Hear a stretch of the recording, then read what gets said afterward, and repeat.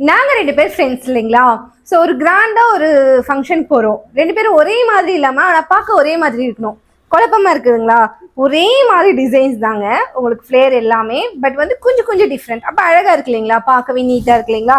So இந்த மாதிரி சல்வார் செட்லாம் பியூட்டிஃபுல்லான செட்ஸ் எல்லாம் பார்த்தீங்க அப்படின்னா நம்ம லுக்குள்ள ஸ்பெஷலாக லான்ச் பண்ணியிருக்கோம். ஸோ இதோட த்ரெட் ஒர்க் பாருங்க, சூப்பர் செம்ம கிராண்டா இருக்கும். அண்ட் ஹேண்ட்ல பாருங்க எவ்வளோ ஹெவியா ஒர்க் பண்ணியிருக்காங்க அப்படின்னு சொல்லிட்டு.